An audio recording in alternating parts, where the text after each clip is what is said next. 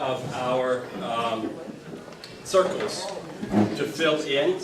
We've done a pretty good job. I told you to spend a little bit of time thinking about what Manzini calls the community esprit, or the spirit, because that was a place where we were having a little trouble putting our finger on who we were in terms of our religious values and faith.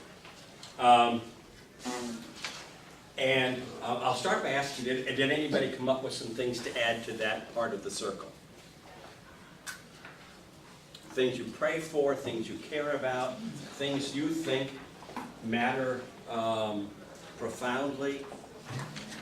Something that if you could do one thing in the service of God and we're sure it would work out, what would that be? Any of those questions from that page from last week's lesson? Anybody have anything to add to that?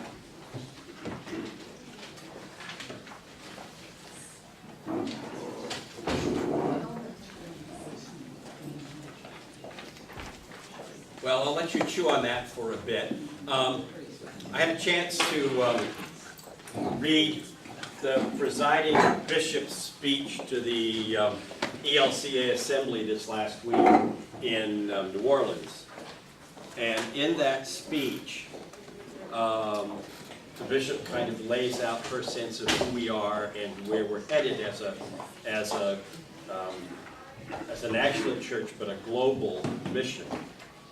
And she starts by saying a couple of very simple things that I think might actually help us as we talk today. First of those, she says that she has 4 principles that she continually tries to articulate. And she's been at this for 3 years now. She said the first is we are church. That is to say, we gather around the word and sacraments, and we are understood to be a community in mission to the world. That's what a church is. Maybe a number of other things, but that's the core of what the church is. Gathering around word and sacraments to be fed and strengthened to go out and serve in the world. Secondly, we are Lutheran. And despite Garrison Keillor, Lutheran is not about the kind of jello that you take to cover dinners, or about lutefisk. It's actually about our theological take, which is that we understand God's grace to be central to what it is we proclaim as we proclaim gospel. That is the core of Scripture, and that is the trumpet we play in the larger symphony of the Christian community. So we are church, we are Lutheran. Third, we are church together. That is to say, faith is not a kind of closeted virtue. It is one of those things that demands community, and in community we discern God's word and we try to help each other live God's word. So we are church, we are Lutheran, we are church together, and we are church for the sake of the world. That is to say, the church's primary responsibility is to provide ministry and mission, not inside its walls, but outside its walls. We are to try to gather God's people to serve God where God's people in need are most clearly found.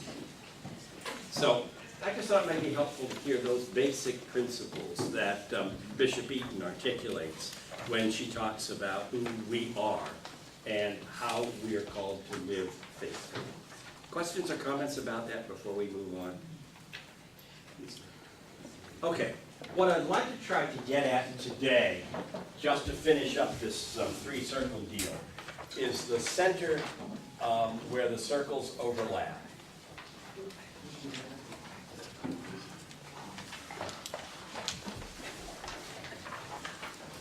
This is back to the previous lesson where the 3 circles are sketched out in your book.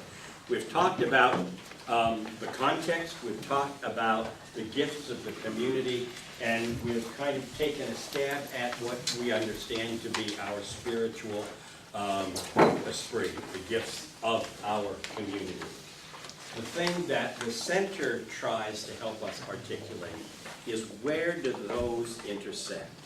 And that's a very important piece of this conversation, because out of that comes our mission frame that we'll talk about yet later today. Who remembers things from our circle? I know some of you took good notes and some of you just have good memories. One of the things we said, we highlight in our context that are important for us as servants. What are the gifts we have in community to be those servants? And which of God's particular calls and gifts to us do we think it takes to do those things? That's what this centerpiece in that circle tries to help us see the convergence of. Anybody want to pick up any of those pieces and start pulling it together for us? Do you remember any of the things we said about the context that we thought we ought to be highlighting in terms of our future servanthood? Paul? Worship. Worship is one.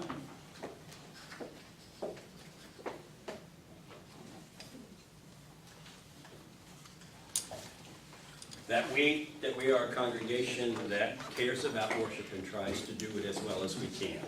But that's one of the gifts we bring to the table. Education. Education. Say more about that. Both adult, preschool, and hopefully youth.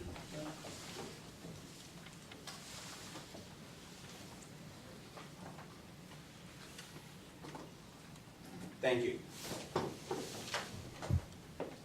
Anything else you can remember from our Service to the community. Thank you.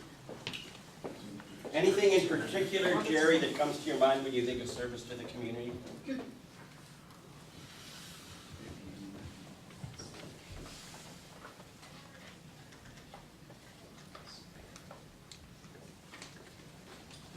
Or others? I can add one there. Yeah, please.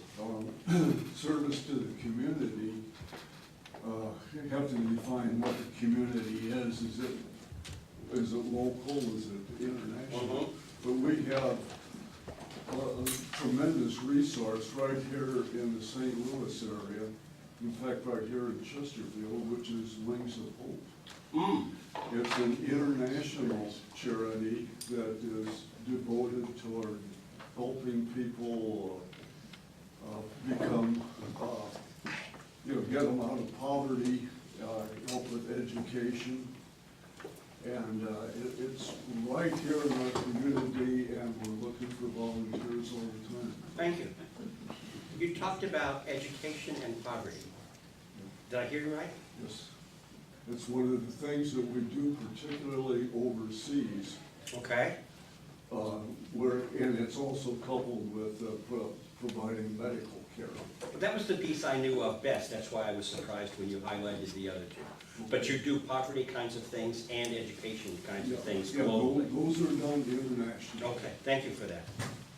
Thank you. Anything else you remember? Ann? We have really good Lutheran charities. Institutionally Yeah. good charities.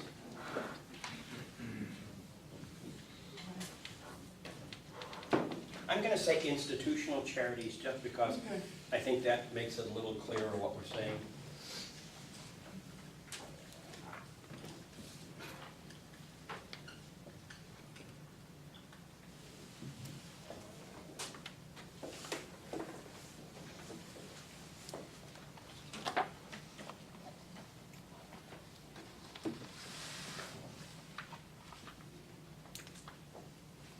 How about the needs of the community we identified? What are the particular things in the context of this setting in our neighborhood or city that we highlighted as particularly important issues that we thought needed to be addressed going Here forward? in West County, or you mean all over? But here in West County or across St. Louis, however you Well, want to across take it. St. Louis, in the city of St. Louis, and course, St. Louis County at Gateway 180.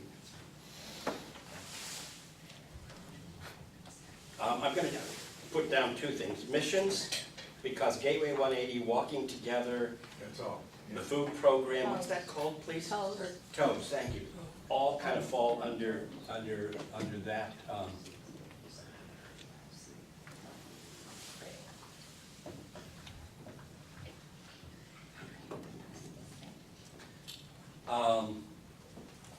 So that's one really important thing we've identified as an ongoing effort by our congregation, and a really important one. Other kinds of things that you remember from our conversations, or that you want to add now, don't feel constrained. We're in a good position to make friends with the Muslims and the Jewish faiths.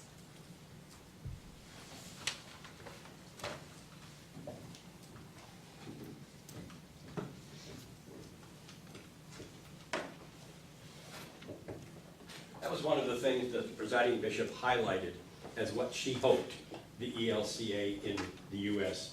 would be particularly concerned about moving forward.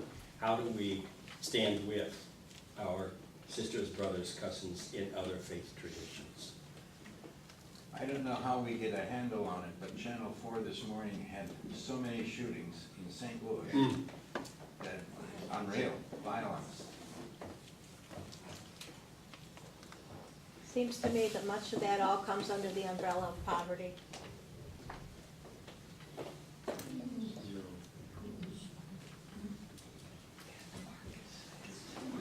One of the things we said last time as we talked about all of this was race, and how the racial distress, highlighted by Ferguson, but ongoing, not just in this part of the world, but across the nation, continues to kind of be an important issue for a faith community to address.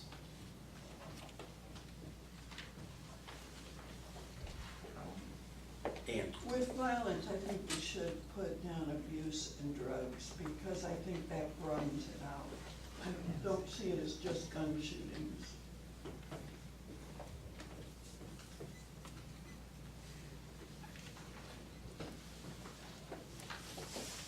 thank you.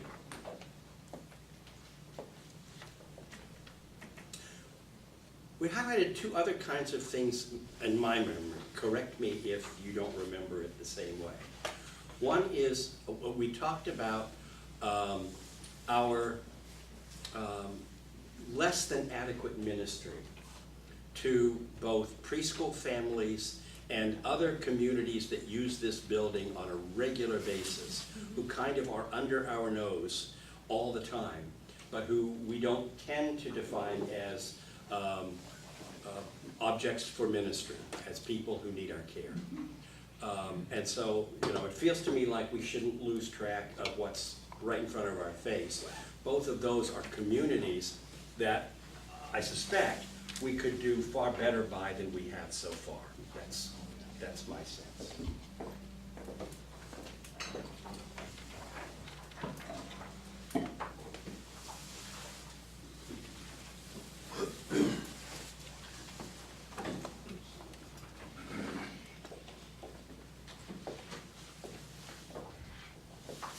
And the second thing that you highlighted when we were doing the big list that struck me as really pretty significant was that we are in West County in a context of many hospitals, major hospitals, and senior residence and nursing centers. That there are just, dozens and dozens of those within our immediate region. And that suggests that there may be some kind of caring ministry, both to geriatrics and to people who are sick and struggling, that we ought to try to imagine and haven't really given much thought to. Do you remember that conversation?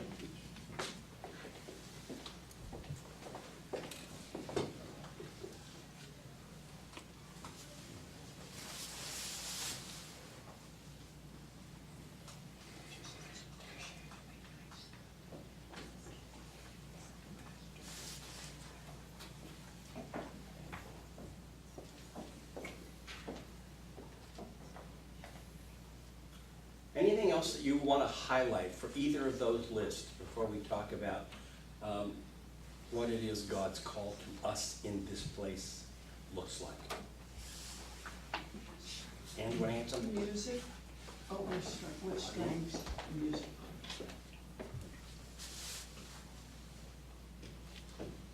Thank you.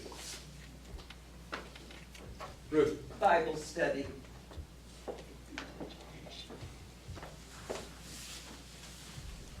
Not only Tuesday mornings. Thank you. Good. Okay, now let's try to fill in the middle list. Why do you think God put Trinity Lutheran Church in this spot? What is it that you think God had in mind that needed to be cared for, that we popped up kind of like a mushroom after rain?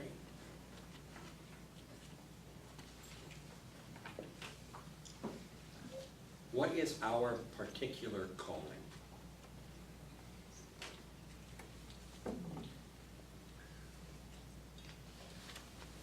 Starting to sound like What Caddy was in the class. calling when this church was started? I'm sorry? What was the calling when this church? Oh, was that's a started? great question. Can you answer that? No, it wasn't here. I don't know what the calling is, but my understanding was that this originally was a mission church started by St. Paul's in DePere and St. John's in Ellisville. A mission to whom? It was farmers that lived out here and felt that if they could be released from St. Paul and build one closer in their community. So it was to the farming community, geographically proximate There to were this others site. besides farmers. Right. But basically the makeup. Gotcha. I get that and I understand. Thanks. And the configuration was that these people need to have worship opportunities, need to hear the gospel, have the sacraments, and need pastoral care. Marriages, funerals, hospital visits. Schools. School, thank you, school. Nothing has changed. Um, Nothing has changed. Basically. So you think that DNA Yeah. is kind of still who we are and what God wants from us? Citizens. Uh-huh.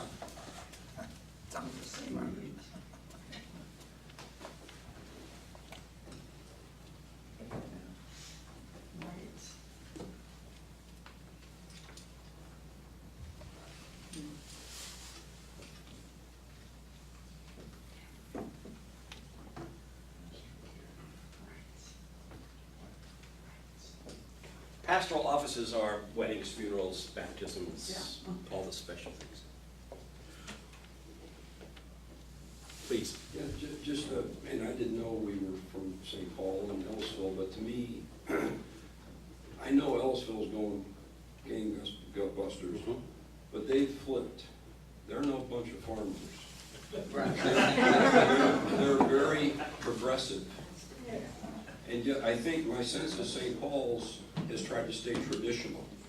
Ah, okay. And I think they're doing okay, and I wonder if we we've tried to do both, and we're constantly trying to figure out what we want to be when we wake up, and we need to declare, in all honesty. I think that maybe, that's just a thought. Thank you. Yeah. So you're saying our founders ended up moving in opposite directions. I One don't know. very progressive and the other fairly traditional. I'm just making that up. I didn't know that. Yeah. But it seems like that's But you obviously know enough about them to say that that's kind of characteristic of where they are today. now. Where they are today. Yes. Yeah. And you say we are kind of caught in the middle. Seems like it. Thank you. It's kind of helpful to hear that. I'm not quite sure how to put that on the board, Yeah. but I'm going to try.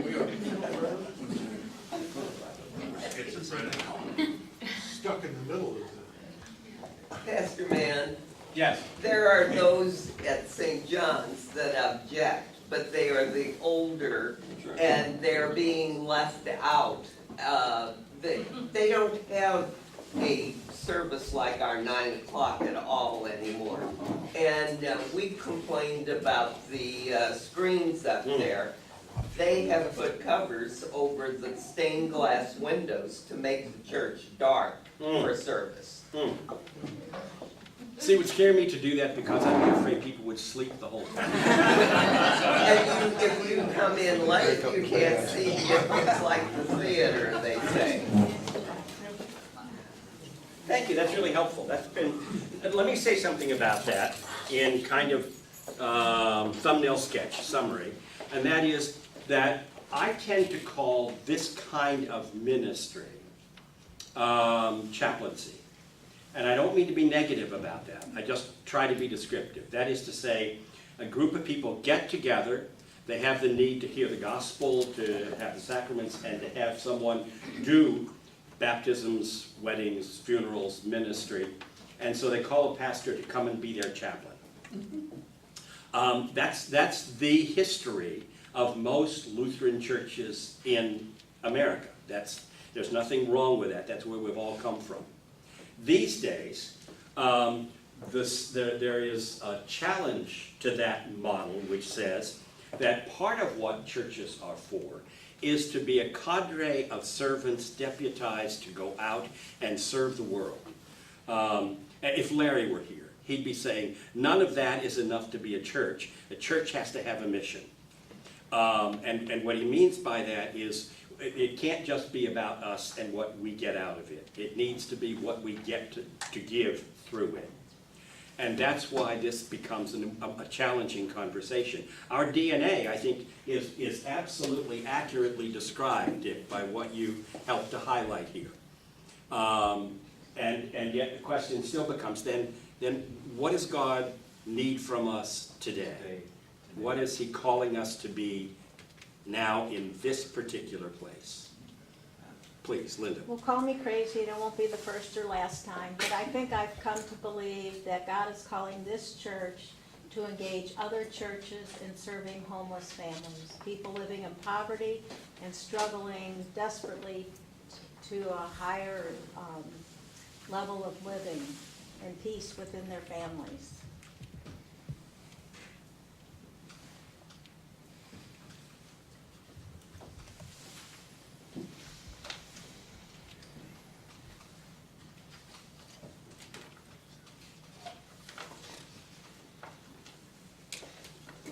Thank you. Anybody else have a sense of what it is you think we're called to in this place? Why did God put us here? Why is God sustaining us here? What does God need from us here? If we are to be a catalyst for other congregations, do we have a relationship with those other congregations? Ah, what a good question. I don't think so. Do you want to respond to that at all, Linda? Well, there is a group of religious leaders that meets with the Parkway superintendent on 2 or 3 times a year, and we've recently been able to get a copy of that list, so that's going to give us the ability, I hope with Pastor Mann's lead, to begin that outreach process. But I think you're agreeing with Dick that so far we haven't had the kind of relationship Correct. that makes that easy. Although we've been courting other Lutheran congregations over the past couple of months. Good. As you may remember last time we met, I said that was a challenge for us because we were a bit too parochial, a bit too ingrown to be a really healthy congregation, because the more connections you have with other communities, the more you learn from them, and the more perspective you get on the larger church. My sense. Nobody has to write it. I didn't say this because it sounds negative, but a couple of weeks ago, I wrote down, we practically have no youth. And I that's don't know where true. that fits in.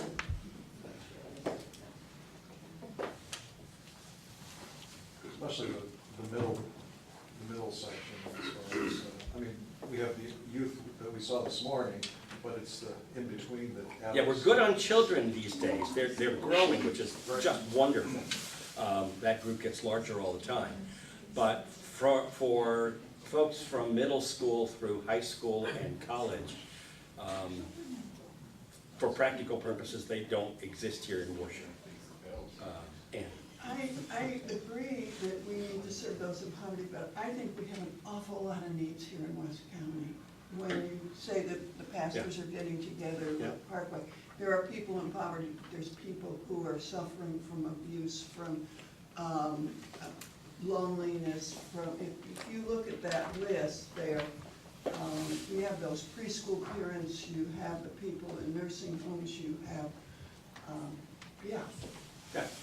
And so, and this is really helpful, because I think one of the things we need to do together as we're trying to do this, we need to start focusing, coming to a little clearer sense of how much we can do and where we think we're called to do it.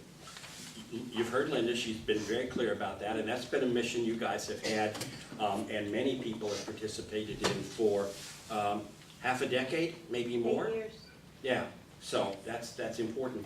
What you're saying is there are also needs and concerns in what would be called our parish. That means the immediate neighborhood, however we define that, probably a few miles from this building in every direction.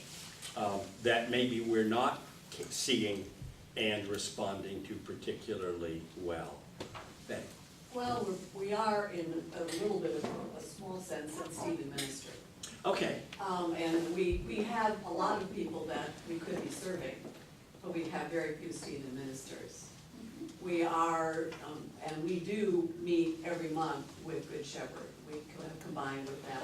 We're doing a training session with St. Mark's.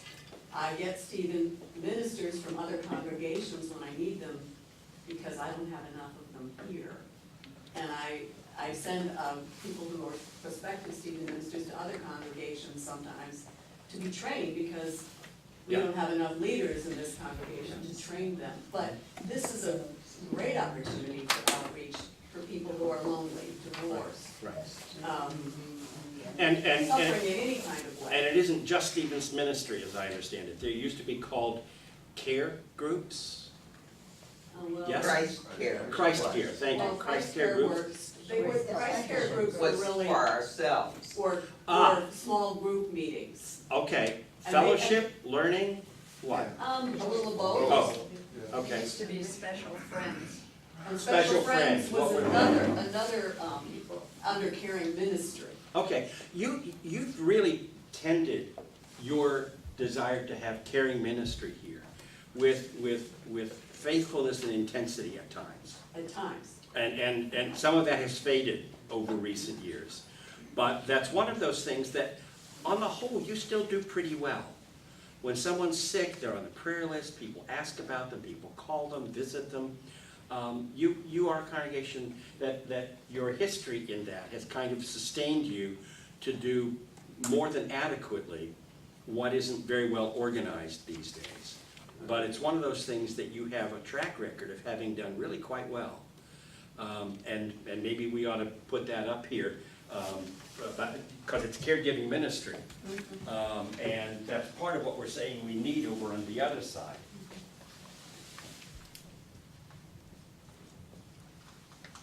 Don't quote me on this, but I think Lisa Hardebeck has already undertaken the task of organizing caring ministries for this church. She has, and you can be quoted. Getting back to what Ann was saying, I know that Circle of Concern can't keep food on their shelves. So that right there is evidence of what Ann's talking about.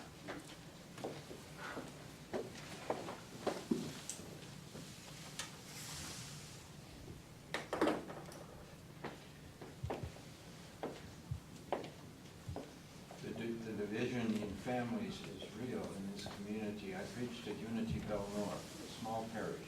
They have hired a full-time counselor from LFCS because of the needs in that community. Wow. I can't imagine that this community is any different, and we're much larger.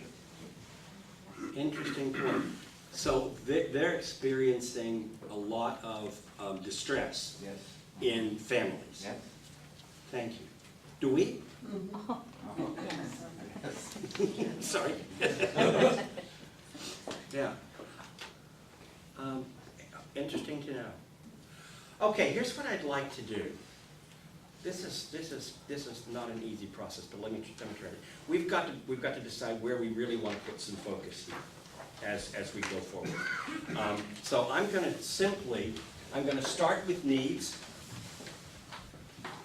and then hopefully move over to our gifts, and then see how our spiritual gifts, spiritual history feeds into those.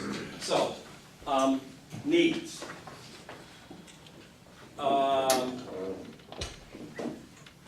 Here's my question.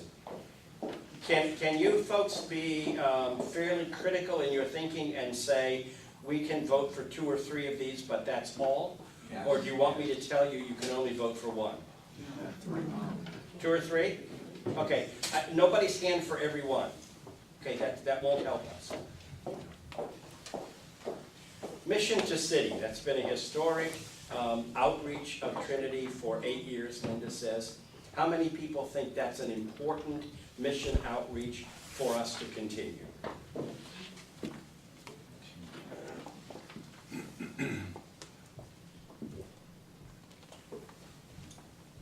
Thank you. Interfaith relationships.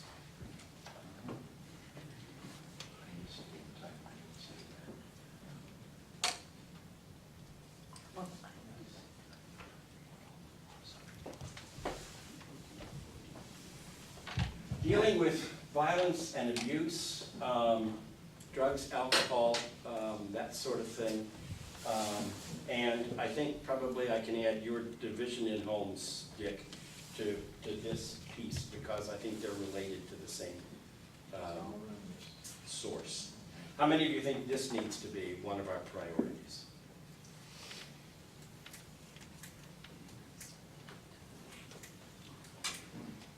Thank you. Dealing with poverty and food.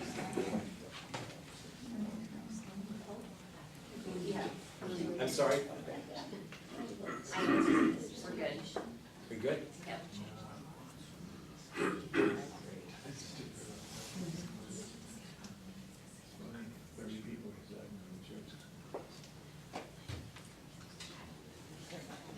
Race. How many think that we need to be concerned about trying to find avenues to racial reconciliation? Hospitality and relational connection to preschool families and other renters and users of the building. How many of you think that ought to be a priority?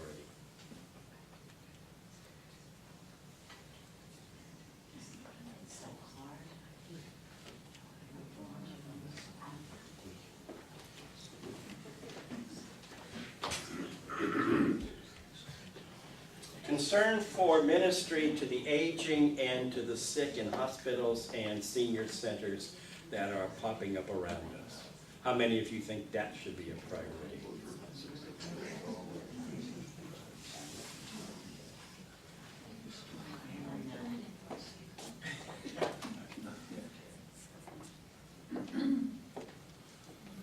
Youth, that somehow or other we need to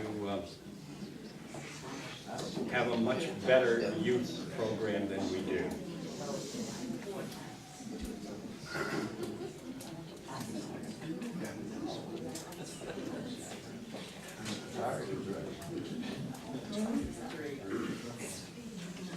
Thank you. Sir. I work for a consulting company, and we work with farmers, okay? If a farmer wants to grow, which is different than our growth, what we tell them to do is fix your website, be more active in your community, in your local community, and go to the schools, etc. Get your name out locally, because if that's where you want to grow. Mm-hmm. We've done a spectacular job at Gateway 180, etc. Mm-hmm. I'm torn, because I know that doesn't help this church grow. Right. It's a great thing to do, and God bless everybody who's done it. I agree. We need to be focused and strategic in our thinking. If we want youth, We need to go to Parkway West, Parkway South, et cetera, and figure out something, because that's where they're at. Yes, They're not, precisely. it's Sumner, you know, they're there too, Right. but we're just not gonna ever get them. And so I just think we need to think a little more strategic in our thinking here, that's all. So that we need to recognize that if we're going to try to build a program of youth in anything like the near-term future, I mean, we can wait for the current kids to grow up. You know, in 5 years, they'll be old enough to Well, begin you to just, to fit me, there. go But with the flow. you're saying we need to go out and be where they are. You just draw a little tighter circle Yeah. around this area. Yeah, And that doesn't say that we don't get with the aged too. right. I'm just thinking, we've always been missions, but we haven't been quite as defined as where our missions are strategically to help the church Okay. in the long run. So you're arguing that local I'm ought to thinking- take some priority? And again, I don't wanna. No, Gateway but I Wellness hear you. Research has been fantastic. And Wings on Hope, fantastic in Africa and whatever. I just don't wanna, I'm torn, to be honest with you, as to what we should do. I think we gotta focus. Thanks. Local visibility needs to be a big deal, right? Fred? If I could, Pastor, you used the term focus Right. twice this morning. Right. And Jeff now, in essence, underscored it. Right. I'm going to take a slightly different cut. Good. And that is, I think in addition to focus or strategic identity, there also needs to be recognition by this group that it requires personal time, blood, sweat, and tears. If I could be constructively sarcastic, Okay. it would be nice to solve, cure cancer, balance the federal budget, and achieve peace in the Middle East. Maybe some of those things are achievable, but none of them are achievable without personal time and commitment. Right. And so if I may venture out and be a bit audacious and say, Please. to the folks in this room, those 10 or 12 things which we now voted on Right. are as idealistic as the three that I just mentioned, of curing cancer, balancing a federal budget, and achieving peace in the Middle East. If we don't recognize that it's going to require our personal time and not just sitting here in a comfortable chair Right. in an air-conditioned room pontificating on what exists outside this property. Exactly. You pay me to pontificate, you guys And have I'll to work. give you another example that bothers me.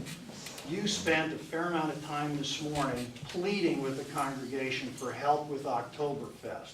Right. The purpose you mentioned for Oktoberfest is to reach out beyond just this community, and you mentioned several other groups that could be included. Right. Why are we struggling to even mount that kind of an effort? Why? Because I think it's easier for people to pontificate than it is to invest the time and energy to make it happen. Right. So pardon me, No, but that's helpful. that's a Thank you. part that really bothers me. Yeah, it's a really important issue. All of the work we're trying to do to get us focused on the future requires people who are willing to get their hands dirty and participate in the work we're talking about doing, or nothing will happen. Why weren't you besieged by 36 people out of a congregation of hundreds to say, I'll make Oktoberfest Right. not only happen, it'll be a defining element as to who we are. You Yep. didn't get that. We didn't get that. Right. Todd Malloy didn't get that. Right. Thank you for that. Thank you. I think it's wonderful to grow the church, and I agree we need to do that, and we definitely need you. But if we don't have something that we can say we stand for and we do when these people come, then we're shooting ourselves in the foot. Which is why we're having the conversation we're having. Here's what I'd like you to do for next week. I haven't given you much homework. This is homework. You see those lists. You see what they're made up of. Next week, I would like you to come back with a sentence that says, Trinity Chesterfield, Trinity, Town and Country, whichever you want to use, will have as its mission in the world, and then you fill in the blank. You can do a couple of things. You can try to find an umbrella thing. You can try to talk about where it needs to happen. But I want everyone here to try to come up with this kingdom concept in their own words. How it is we're going to use what we have as resources to meet these kinds of needs, given this is the lens we do it through. This is kind of who we are. Would you do that for me? That'd be really helpful, because next week we want to begin to sift that stuff down into a mission frame that talks about who we are. We're hoping to come out of this with something that's clear enough that in terms of our primary frame, it's articulatable in a simple sentence or two, no more. So we need to really work on boiling this down. There are some ways we can probably combine some things, but it needs to be concrete, it needs to be clear, and it needs to be compelling. So do your best and we'll see what we come up with. Thank you all.